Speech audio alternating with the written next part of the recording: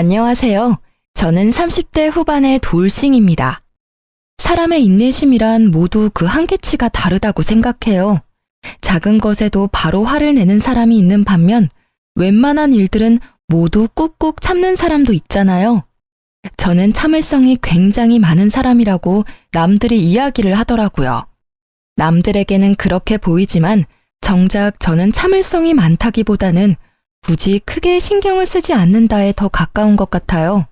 수동적인 사람은 아니지만 조금 힘든 부탁을 받아도 왜 나한테 시키냐라는 생각보다는 성취감을 더 느끼는 편이거든요.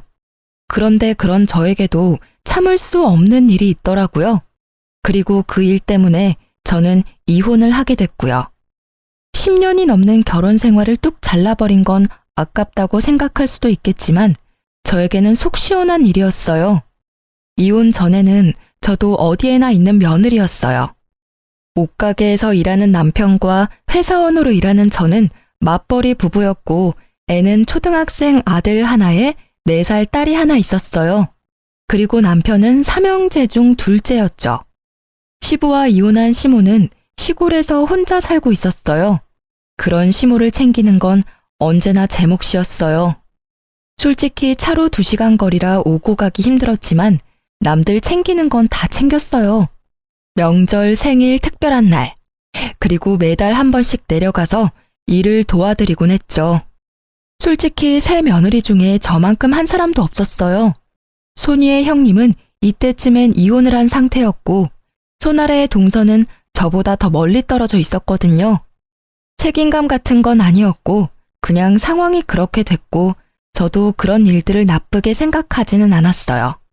친정엄마가 필요할 때 부르는 것처럼 시모도 필요하니까 부른다 싶었거든요. 시부라도 있었으면 또 달랐겠지만 혼자 있는 걸 아니까요. 그리고 그런 시모는 매우 성급한 사람이었죠. 뭐든 시키고 보자는 식인데 정작 제대로 알려주지도 않고 시키려고 하니 꼭 나중에 탈나게 만드는 사람요. 게다가 인식이 아주 옛날 사람이라는 것도 있었어요. 며느리들 고생하는 건 당연하다고 생각하는 점이요. 편하게 앉아 있는 꼴을 못 본다고 해야 하나요? 추석 명절에 새 며느리가 전 부쳐놓고 준비 다 해놓고 믹스커피라도 한 잔 할라 치면 꼭 그 이야기를 하는 거예요. 앉아 있을 시간이 있으면 나가서 밭이라도 가꿔라. 여자 셋 모여서 할 일 없이 노닥거리는 게 웬 말이냐? 호시절이야 호시절. 어디 며느리가 시모 앞에서 노닥거리며 쉬는 꼴을 보여? 이런 시모의 말투와 행동을 못 버틴 게 첫째 형님이었죠. 시모가 가장 자주 불렀고 마치 시모처럼 부렸다고 하더라고요. 형님의 말로는 우리 집에서 키우는 가축한테도 그렇게 못할 거야. 라더군요. 저도 전에 들은 바라 그게 어떤 건지 몰랐지만 형님이 이혼하고 나서 그 말의 뜻을 이해할 수 있었어요. 시모는 마치 저를 고용된 직원처럼 부려먹더라고요. 아니, 직원이면 편의를 봐주기나 하죠. 이건 뭐 편의조차 없는 일방적인 명령, 화냄, 질책의 연속이랄까요? 솔직히 이때쯤에는 형님의 마음이 100번, 1000번 이해가 가고도 남았어요.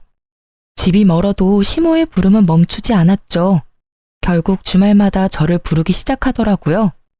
갈 때마다 청소와 밭일을 시키는데 가지 못한다고 하면 그 주 내내 남편을 닥달하는 거예요. 그러면 또 제가 보다 못해 가야 하는 거고요. 남편은 주말 장사가 더 잘 되니 같이 갈 수 없었고 결국 저는 아들과 딸을 친정에 맡겨놓고 시모일 거들러 주말에 시골을 내려갈 수밖에 없었죠. 그날은 제게 냉장고 청소를 맡기더라고요. 일단 안에 있는 내용물을 다 빼내야 하니 김치 냉장고에 고개를 숙여 김치통을 꺼내 들었어요. 생각보다 무거워서 끙끙대고 있다가 한 번에 훌쩍 들어 올렸는데 무게중심을 잃고 뒤로 한 발짝 디뎠어요. 그런데 디딘 곳에 미끄러운 뭔가가 있더라고요. 그걸 밟고 뒤로 넘어진 저는 뒤쪽에 있던 선반에 엉덩이를 부딪히고 말았어요. 그런데 너무 아픈 거예요. 진짜로 눈앞이 번쩍하는 통증에 들고 있던 김치통까지 떨어뜨리고 통증을 줄이기 위해 앞으로 고꾸라지듯 허리를 숙였어요. 엉덩이가 너무 아파서 견딜 수가 없는데 큰 소리에 뛰어온 시모가 한심하다는 얼굴로 쳐다보며 말하더라고요. 일하기 싫어서 요령 피우는 거 봐라. 요새 며느리들은 왜 이렇게 일하기 싫어하는 거냐? 빨랑 안 일어나? 안 아픈 거 다 알아. 어디서 이런 야가 빠진 것들만 데려와가지고는. 그렇게 막말을 던지는데 사실 이때는 화를 낼 상황도 아니었어요. 너무 아파서 정신이 없었거든요. 그런데 그때 제 발 쪽에 있는 수건이 한 장 보였어요. 아까 전에 시모가 청소하라며 던져준 마른 행주였어요. 딱 보니 제가 밟고 넘어진 게 이 행주 때문이었더라고요. 결국 저는 주섬주섬 일어나 가방부터 집어들고는 시모에게 말했죠. 너무 아프니까 병원 좀 다녀올게요. 아이고, 병원은 무슨. 걸을 수 있으면 안 아픈 거야. 꼴랑 선반에 박아놓고는 무슨. 저는 시모의 반대에도 동네 병원으로 향했어요. 뒤에서 시모가 소리를 지르는 것이 들렸지만 그 말을 듣고 있기엔 너무 제가 아팠거든요. 병원에 가서 엑스레이를 찍었는데 의사가 의아하게 보더라고요. 일단 엑스레이상 골절을 확인하기가 어렵다고 했어요. 부위로 보면 꼬리뼈랑 엉덩이뼈 쪽인데 옆에서 보면 약간 울퉁불퉁해 보이는데 그게 골절이 됐는지 안 됐는지는 이걸로는 보기 어렵다고 하더라고요. 그러면서 통증이 계속 있으면 CT를 촬영하라고 하더군요. 저는 골절이 아니길 바라며 일단 진통제를 받아 시댁에 돌아왔어요. 병원에서 별거 없대지? 거 봐라. 꼴랑 약 한 봉지 들고 올 거 뭐하러 병원까지 가서 돈을 써. 돈이 남아 도는구나. 일하기 싫으면 그냥 올라가. 사람 복장 터지게 만들기 전에. 내 자식이지만 어디 가서 저런 것들만 구해오니. 속에서 천불이 나. 그 말에 저는 시모에게 고개로 인사를 하고 차에 타고 집으로 돌아갔어요. 정말로 싸울 힘조차도 없었거든요. 차에서도 앉아있는 내내 엉덩이가 너무 아파서 악셀 브레이크 밟는 것도 힘들었거든요. 그나마 길이 잘 닦여 있어서 덜 힘들었지 만약 길이 험했다면 참지 못하고 내려야 했을지도 몰라요. 그날 저녁에 결국 저는 알아 누웠어요. 엉덩이가 아팠으니 배에 베개를 대고 엎드려 있었죠. 도저히 애를 볼 상황이 안 돼서 애들을 친정에 맡겨두고 혼자 끙끙대고 있는데 저녁 늦게 남편이 왔더라고요. 그런데 오자마자 화부터 내는 게 아니겠어요? 당신 도대체 오늘 무슨 일이 있었길래 엄마가 전화 와서 난리야. 아니, 일 안 하고 싶으면 처음부터 내려가지를 말지. 왜 내려가서 또 이런 성가신 일을 만들어? 엄마 성격 알면서 꼭 이렇게 부스럼을 만들어야 돼? 나 아픈 거 안 보여? 아파서 집에 왔는데 그게 문제야? 게다가 다친 건 어머님 탓이 더 크다고. 나한테 소리치기 전에 제대로 알아보고 소리쳐. 아니 뭘 어떻게 다쳤다고 그렇게 끙끙대? 엄마 말로는 단순 타박이라는데 뭐가 그렇게 아픈데? 엉덩이 크게 부딪히지도 않았다며. 병원도 갔다 왔고 입원하라 소리도 없었다는데 그냥 일 좀만 해주고 오면 될 일 아니야? 아무리 일이 하기 싫다고 해도 이러면 엄마도 빈정상하지. 나 진짜 아프다고 말했지.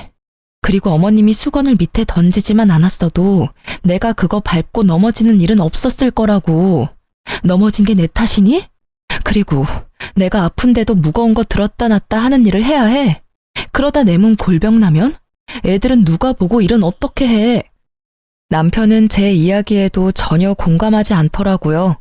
딱 보니 제가 단순 타박이라는 생각 때문에 더 쉽게 보는 것 같더라고요. 그런데 통증이 전혀 가시질 않고 더 심해져서 결국은 다음날 병원을 방문하게 됐어요. CT를 찍었더니 청골이라는 엉덩이 뼈가 골절이 돼서 앞뒤로 갈라져 있더라고요. 병원에서는 입원을 해도 고정 같은 건 못하고 하루 한 번 물리치료는 받을 수 있다고 하더라고요.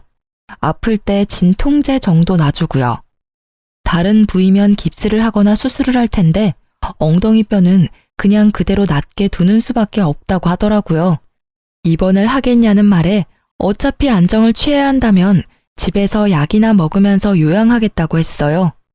의사에게 물리치료는 한 번씩 나와서 받으라는 이야기를 듣고 집에 와서 쉬고 있었어요. 그런데 너무 아파서 집안일을 할 수가 없었어요. 움직이면 통증이 더 심해져서 무리더라고요. 결국 애 하원도 남편에게 부탁했죠. 그런데 남편은 엄청 툴툴대며 집에 오더라고요. 아직도 꾀병이야? 알겠어. 당신 아픈 거 알겠으니까 그만 좀 해. 집안일도 안 해놓고 애는 나한테 맡기고 이쯤 하면 되는 거 아니야? 무슨 시위를 이따위로 하는 건데? 시위? 남편의 말에 저도 말이 곱게 나갈 리가 없었죠. 말보다는 보는 게 더 빠를 것 같아서 제가 찍어온 CT 사진을 보여줬어요. 이래도 내가 꾀병이야? 엉덩이 뼈가 찢어져서 앞뒤로 갈렸는데 뭐? 꾀병? 최소 한 달은 쉬어야 한대. 입원하라는데 그냥 왔거든? 그걸 보는 남편의 입은 열리지 않더라고요. 아니, 뼈가 앞뒤로 갈라져서 앉지도 서지도 못하는데 일을 할 수 있었겠어? 진짜 실망이다, 당신. 어떻게 아프다는 마누라 병원 데리고 갈 생각은 하지도 않고 도리어 꾀병이라며 탓을 해? 진짜 부서진 건지 몰랐잖아. 미안해. 남편이 멋쩍은 얼굴로 사과를 하는 그때 남편의 전화가 울렸어요. 시모였죠. 남편은 의뢰하던 대로 스피커폰으로 전화를 받았고요. 애미한테 이번 주말에 집에 와서 일 좀 거들라고 해라. 저번 주에 그렇게 해놓고 가서는 집이 엉망진창이야. 지가 싸지른 건 치워야지. 가란다고 홀라당 집으로 가. 어디 버르장머리 없이. 어머니, 안사람 집에 못 가요. 엉덩이 뼈 골절됐대요. 어디서 거짓말이야? 꼴랑 그렇게 넘어진 걸로 엉덩이 뼈가 부러지면 내 뼈는 남아나지도 않았어. 일하기 싫어서 관두라 그래. 우리 집에 그렇게 요령 피우는 며느리는 필요 없다. 진짜 골절이에요. CT 찍었는데 앞뒤로 갈렸더라고요. 그러니까 어머니, 당분간은 이 사람 말고 다른 며느리 부르세요.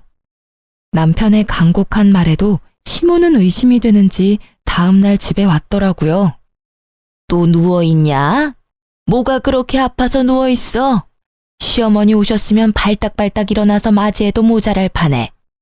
어머님, 제가 골절이라고 들으셨잖아요. 못 믿어서 오신 거면 의사 선생님한테 가서 확인하세요.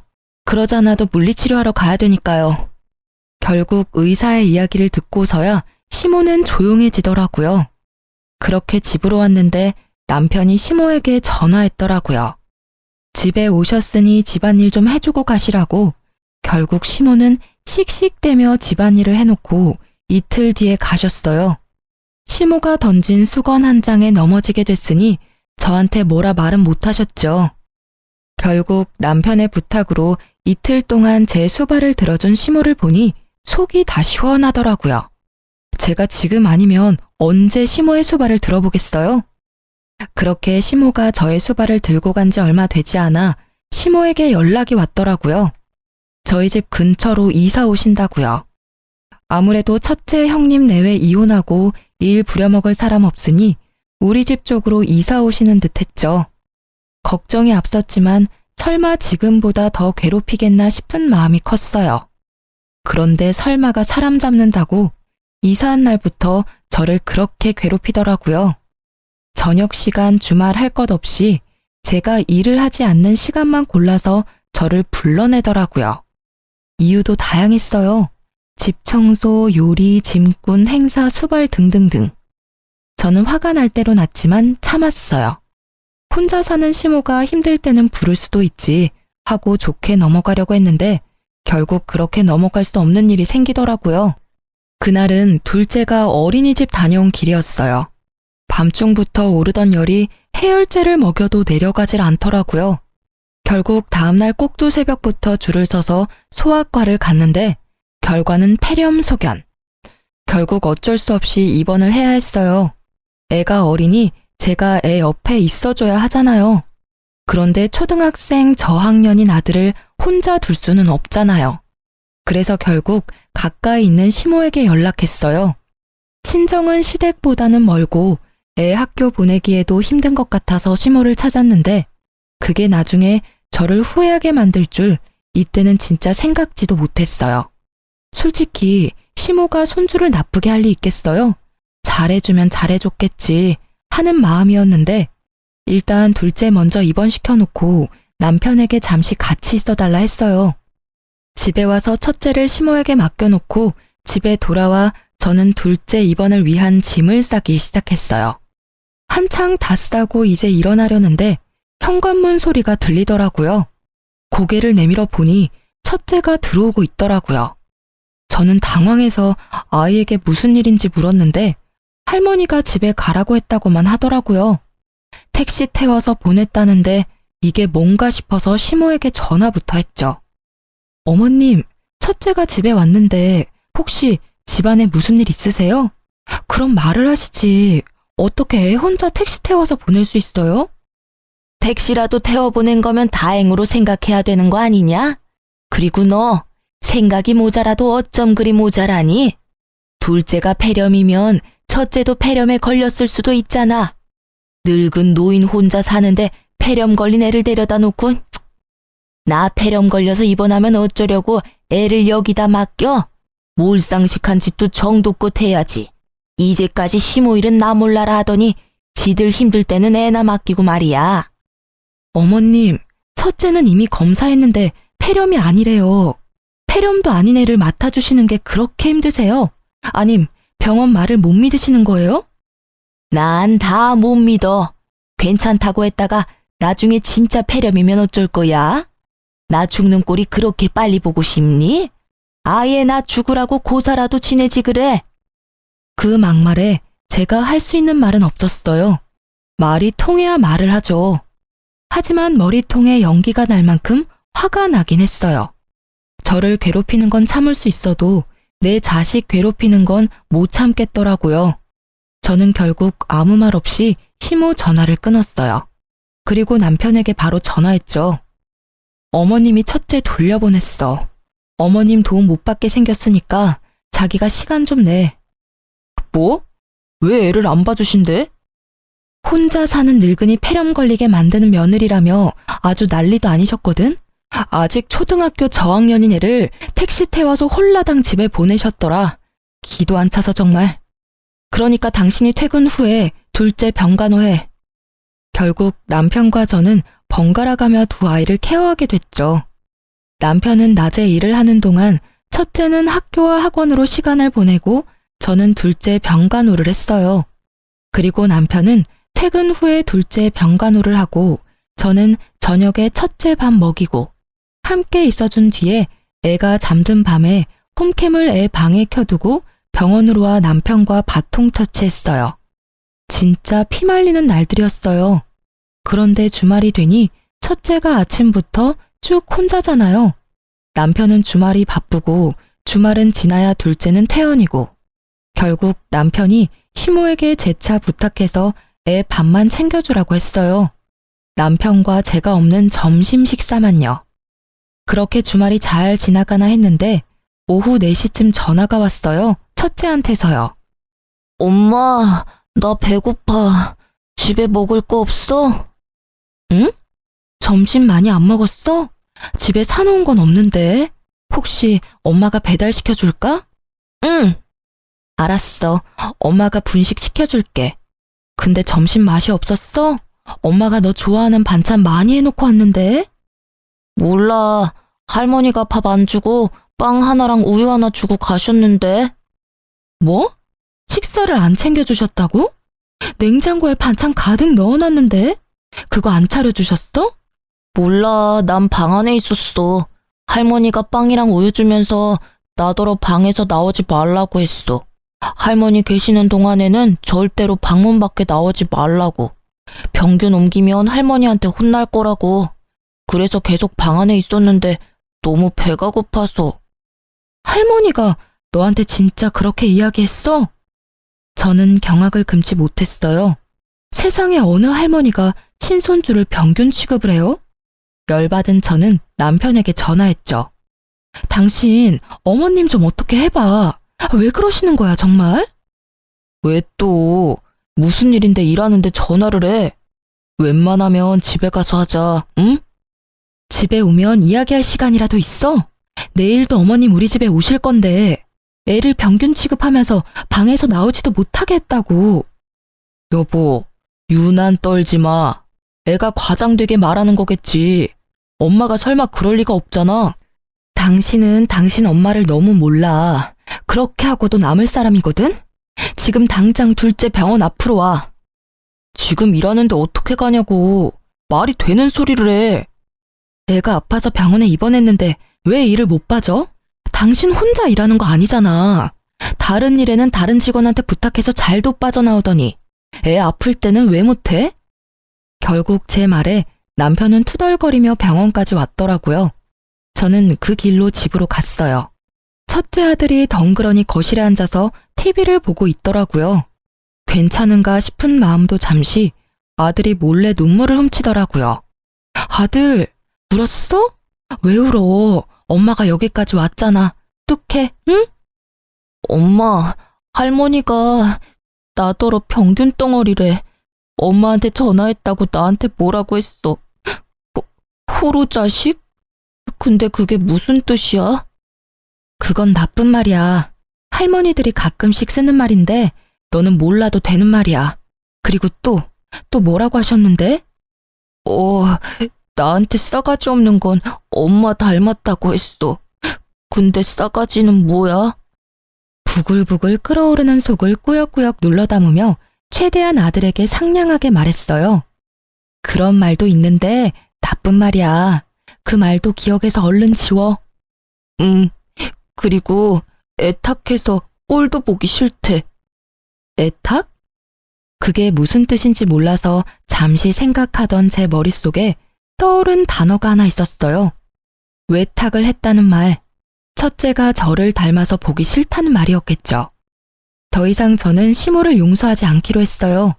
애를 달래고 둘째 병원에 와서 저는 시모에게 전화를 했어요. 어떻게 애한테 그런 막말을 하실 수가 있어요? 애가 무슨 죄가 있어서 그런 말을 들어야 하냐고요. 자식 키우신 분이 어떻게 손주한테 그런... 내일 오지 마세요. 제가 알아서 할 테니까요. 그런다고 누가 무서워할 줄 아니? 그리고 내가 못할 말했어? 걔가 병균을 가지고 있으니까 병균이라고 한 거고 널 닮아서 외탁했다고 한 거지. 그나저나 그 애미나 그 자식이나 똑같네. 그걸 또 그새 너한테 일러 바쳤어? 이러니 내가 정이 안 가지. 알겠어요. 정 안 가는 손주 볼 일 없으실 테니까 내일부터 오지 마세요.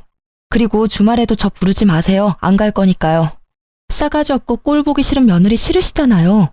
그러니까 부르지 마세요. 부르려면 어머님 아드님이나 부르세요.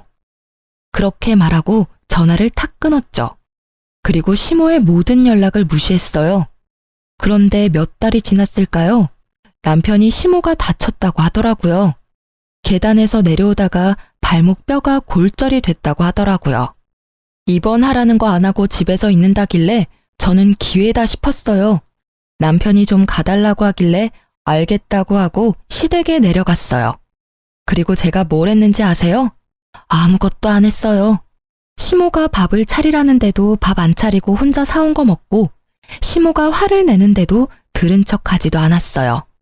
결국 시모가 열이 받아서 저에게 소리를 꽥 지르더라고요. 너 뭐하러 왔어? 내가 아파서 아무것도 못하는데 여기 와서 나 염장 지르려고 왔냐? 복창 터지게 만들 일 있어? 어머님, 그래서 밥 드시라고 빵 드렸잖아요. 맛있게 드세요. 저희 아들한테도 그렇게 하셨잖아요. 그대로 해주고 있는데 뭐가 그렇게 화가 나세요? 싫으시면 그냥 다른 며느리 부르세요. 내가 못 부를 줄 아냐? 너 이러는 거 내가 아들한테 다 이야기할 거야. 너네 이혼하도록 만들어줄 거라고. 이 나쁜 것. 어디서 이런 짓을 해? 아픈 사람을 데리고? 마음대로 하세요. 어차피 첫째 며느리는 어머님 성화에 못 이겨서 이미 이혼했고 막내 며느리도 척치고 살고 계시잖아요. 아들 셋에 두 며느리가 담을 쌓았는데 곧 저도 담 쌓고 지내게 생겼네요. 제 말에도 시모는 당당한 표정으로 남편에게 전화를 걸더라고요. 스피커폰으로요. 예, 너 이리 와라. 네 마누라 어떻게 좀 해. 나 아파서 수발 들러 와놓고는 꼴랑 빵 한 쪼가리 주고는 밥 먹으란다. 어디서 이런 미친 것을 데려왔어? 아, 진짜. 와이프 좀 바꿔줘봐요. 바꿀 필요 없어. 나 다 듣고 있으니까 할 이야기 있으면 해. 당신 도대체 거기까지 왜 간 거야? 갔으면 엄마 수발 좀 잘 들어줘. 왜 매번 이렇게 싸우는데? 이거 당신한테도 문제 있는 거라고. 그리고 엄마가 좀 떽떽거렸다고 당신까지 똑같이 굴면 어떡해? 윗사람한테 그렇게까지 하는 거 아니야. 그래, 당신도 똑같네. 그 어미의 그 자식이라더니. 내가 내 자식이랑 닮은 것처럼 당신도 당신 어머님이랑 닮은 건 당연하겠지. 나는 당신 엄마보다 내 자식이 더 소중하거든? 그래서 내 새끼 그렇게 만든 사람 용서 못해. 그리고 어머님도 나 어차피 용서 안 하실 것 같으니까 그냥 우리 이혼하자. 우리 애한테는 이런 할머니는 필요 없는 것 같으니까. 이혼하자고 이야기하면 벌벌 떨 줄 알았니? 차라리 잘 됐어. 야, 나도 이런 며느리 필요 없으니까 얼른 이혼해라. 꼴도 보기 싫은 것.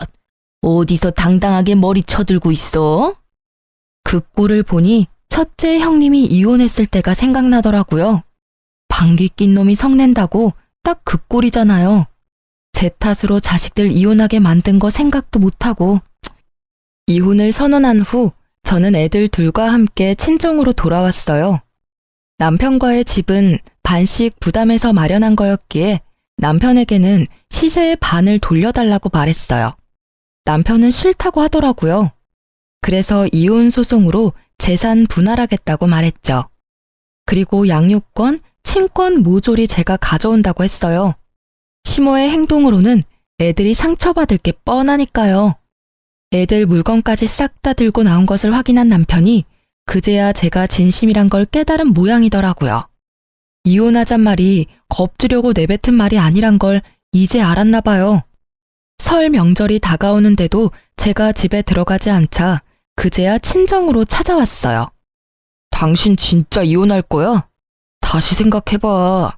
애들은 어쩔 건데? 당신 혼자 애들 키울 수 있어? 그거 여간에서는 못하는 일이라고. 이혼은 좀 아니잖아. 늙은 노인이 하는 말에 그렇게 휘둘릴 필요 있어? 나는 이미 당신 어머님한테 실망했어. 그리고 어머님 편만 드는 당신한테도 실망한 지 오래됐지. 나는 나 괴롭히는 건 참을 수 있어. 이제껏 잘 참았으니까. 그런데 내 자식한테 모질게 대하는 건 절대 못 참아. 어떻게 친할머니가 손주한테 그런 행동을 해? 그런 말을 어떻게 하느냐고. 그거야 어머니가 잘못했지. 그래도 그걸 굳이 곧대로 받아들이는 것도 좀. 내가 받아들여야 하는 거였으면 흘려들었겠지. 근데 애잖아. 애는 무슨 죄가 있어서 그런 소리 듣고 상처받아야 하는데.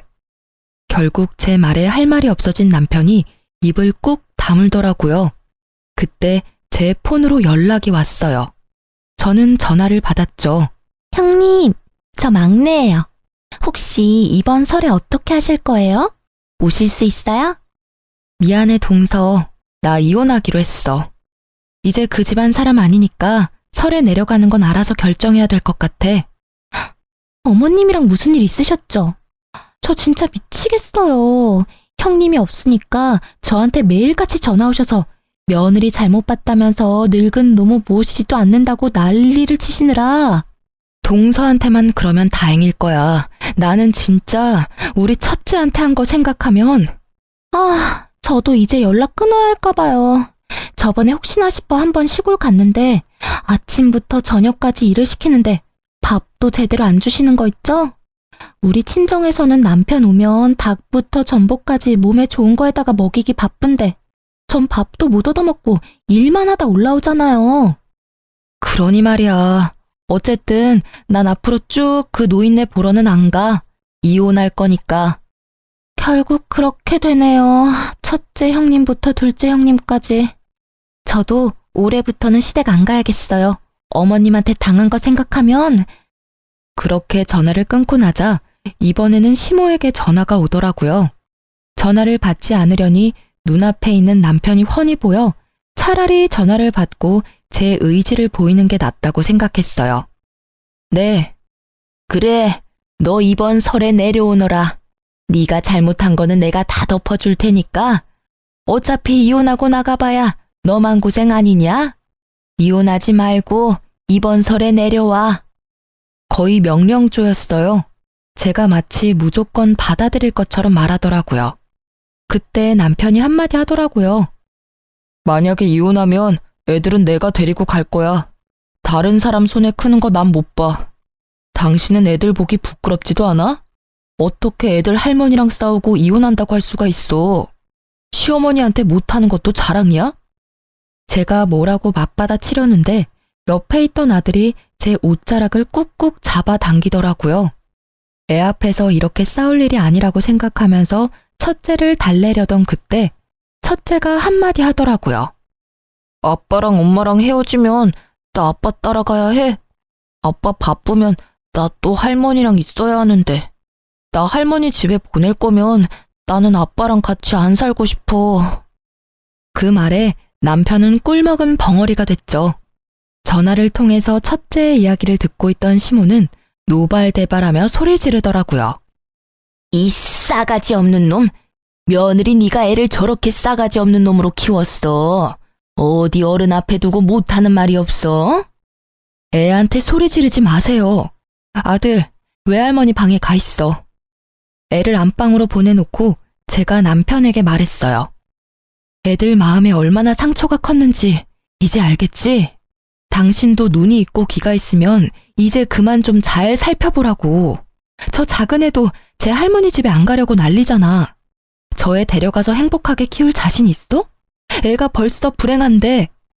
미안한데 나 이혼 번복 안 해. 그리고 애도 못 데려갈 거야. 애 데리고 가겠다고 하면 끝까지 싸울 거니까. 결국 제 말에 남편은 집으로 돌아갔죠. 그리고 이혼 소송도 마무리가 잘 됐죠. 제가 시모에게 당한 일들로 인해 제게 좀 유리하게 됐어요. 게다가 당연히 애들 친권과 양육권도 제가 가져왔고요. 그런데 이혼 후 동서에게 연락을 받았어요. 형님, 잘 지내세요? 저도 이혼하게 됐어요. 어머님이 하나뿐인 며느리 감싸줄 줄 알았는데 더 부려먹으시더라고요. 게다가 조금이라도 바른 소리 할라치면 두 형님들 욕을 하면서 저한테 똑같은 년이라고 막말을 하시는데 어떻게 그걸 당하고 사셨나 몰라요. 남편에게 이야기했더니 엄마가 원래 그런 성격인 걸 어쩌냐네요. 참나. 내 편 들어줬으면 시댁이랑 인연 끊고 남편이랑 잘 살아보려 했는데 세상 일 제 맘대로 되는 게 하나도 없더라고요. 그리고 혹시 아세요? 고부 갈등으로 이혼하는 거면 시모한테 위자료 청구도 된대요. 전 제가 당한 일 다 증거 모아서 위자료도 청구했어요. 동서의 말에 저는 웃을 수밖에 없었어요. 형제 셋이 나란히 시모를 이유로 이혼하게 된 것이 너무 웃기더라고요. 결국 돈까지 뜯기고 며느리들은 모두 이혼하는 상황이 되니 지금은 더 이상 삼형제 중 그 누구도 시댁에 들리지 않는다더군요. 참 꽃이다 했어요. 이혼 후에 저는 친정과 가까운 곳에 자리 잡고 애를 키우고 있었어요. 친정 부모님의 도움을 많이 받았어요. 애들은 친정엄마와의 사이에 애착이 잘 형성되었던 터라 부모님에게 뭔가 해드리고 싶은 마음으로 여행을 갔어요. 그런데 여행지에서 돌아오다가 엄마가 돌부리에 걸려 넘어져 대퇴골골절로 요양병원에 단기 입원하게 됐어요. 3달간의 치료가 끝나면 집으로 다시 모셔가려고 했죠. 친정엄마 입원 후 2달 동안은 매일같이 친정엄마를 보러 갔어요. 그리고 매주 주말에는 오빠 내외와 함께 애들 둘을 데리고 함께 병문안을 갔죠. 그렇게 퇴원을 2주 앞두고 주말에 가족 다 같이 엄마 면회를 가던 날이었어요. 병실에 들어가다가 저는 깜짝 놀라 멈췄어요. 그 방에 전 시모가 앉아있는 게 아니겠어요? 이게 무슨 일인가 싶었는데 아들이 아무것도 모른 채 들어오다가 전 시모의 얼굴을 보고는 제 뒤로 후다닥 숨어버리더라고요. 저 망할 놈. 넌 할머니한테 인사도 안 하냐? 예의는 어디 갖다 팔아먹었어? 어? 여전히 싸가지 없는 걸 보니 네 엄마가 아주 잘 키우고 있나 보다. 응. 그 빈정거리는 말투에 그 카랑카랑한 목소리. 전혀 예전과 달라진 게 없는 모습을 보니 오랜만에 가라앉았던 화가 솟구치는 기분이었어요. 아니, 왜 남의 귀한 손주한테 소리 질러요? 애 놀라면 당신이 책임질 거야. 우리 강아지 일로 와. 저 망할 할망구가 노망이 들었나? 왜 애를 울려? 친정 어머니의 등 뒤로 쫓아가 숨는 손주를 보던 시모가 이번에는 막말을 쏟아붓더라고요. 아이고, 네가 우리 아들이랑 결혼만 안 했어도, 네가 아들이랑 이혼만 안 했어도 내가 이 꼴로 병원에 갇혀 있지는 않았을 거다. 망할년, 내 신세가 어쩌다 이리 됐을꼬. 처음부터 니년이랑 우리 아들을 결혼시키는 게 아니었어. 애초부터 마음에 썩 들지도 않은 며느리를. 네 엄마도 참 딱하다. 친정엄마 여기 버려두고 니들끼리 잘 지내고 있겠지. 저는 어이가 없더라고요. 우리가 어떻게 지냈는지 알지도 못하는 사람이 왜 우리 일에 이렇게 참견인 건지. 제가 한마디 하려는데 갑자기 옆 침대 아줌마가 먼저 말을 하더라고요. 아니, 언제 봤다고 할머니네 가족을 욕해요? 이만큼 화목한 가족도 없는데. 노인네가 노망이 들어도 한참 들었구만. 다른 사람들이 다 그런 짓 해도 이 집 사람들은 그럴 리 없어요. 이렇게 알뜰살뜰 엄마를 보살피고 간병하는 것도 힘든 일인데 제 집 팔아서 친정엄마 집을 다니게 쉽게 고쳐주는 건 더 힘든 일이지. 세상에 이런 딸 있으면 소원이 없겠구만. 그렇지. 나는 아들 하나 있었으면 이런 며느리 하나 얻고 싶구만. 이런 며느리 있으면 내가 늙어 죽을 때까지 마음고생 안 해도 될 사람이라고. 매번 올 때마다 생판남인 우리까지 챙겨주는 사람이 세상에 어디 흔할까? 이렇게 말하는 분들은 모두 엄마와 같은 병실의 환자분들이셨어요. 6인실을 같이 쓰시는 분들인데 매번 맛있는 과일이나 음식 사와서 같이 나눠 먹었더니 다들 저희한테 무척 잘해주셨거든요. 아무것도 모르는 것들이 껴들긴 왜 껴들어? 어린 놈의 새끼도 저 여우 같은 년도 다 똑같이 싸가지 없는 나쁜 년놈들이라고. 저것들 때문에 내가 여기 갇혔지. 내 모를 줄 알고? 저는 이혼 후에 그쪽 가족분들과 연락한 적 단 한 번도 없어요. 그러니 여기 와 계시는 것도 그쪽 가족분들의 생각이시겠죠. 엄한 사람한테 누명 씌우지 마시고 애한테 욕도 하지 마세요. 저희는 이제 엄연히 남이라고요. 이런 식으로 욕하고 소리치면 저희도 참지 않을 거예요? 안 참으면 어떡할 건데? 그런다고 내가 무서워할 줄 아냐? 너, 네가 여전히 내 아들 조종하는 거 내가 모를 줄 알아? 여기서 꺼내. 나 여기서 꺼내주란 말이야. 제가 왜 그런 짓을 해요? 그 사람 본 적도 한참 전인데 말이 되는 소리를 하시라고요. 이러니 며느리가 셋이나 도망가죠. 그리고 자식들도 돌보고 싶겠어요? 본인한테 물으세요. 어머니가 하신 행동이 지금 이 상황을 만든 거니까. 이혼한 지 도대체 얼마나 지났다고 생각하세요? 이미 완전 남남이라고요, 남남. 결국 빈정상한 우리는 2주가 남았지만 같이 있을 수 없다는 생각에 퇴원 수속을 밟기로 했어요. 그런데 퇴원 수속 밟는데 전 남편이 들어오더라고요. 서로 깜짝 놀랐죠. 당신 어머니 들어오신 지 며칠 되지도 않는데 퇴원해? 우리 때문이라면 걱정 마. 지금 퇴원 수속 밟고 있으니까. 그런 거 아니야. 병원에서 폭력성 있는 노인은 안 된다고 하는 바람에 다른 곳으로 옮기는 거야. 아, 같은 병실에 있는 할머니 한 분을 밀쳐서 넘어뜨렸더라고. 참 여전하시네. 사람 변하기 힘들다고 하지만 며느리가 셋이나 떨어져 나갔는데도 전혀 바뀐 게 없으셔. 우리도 그것 때문에 힘들어 죽겠어. 당신한테는 참 못할 짓 했지. 그리고 그걸 이제야 알아차린 것도 미안하고. 이제야 알아차린 거야?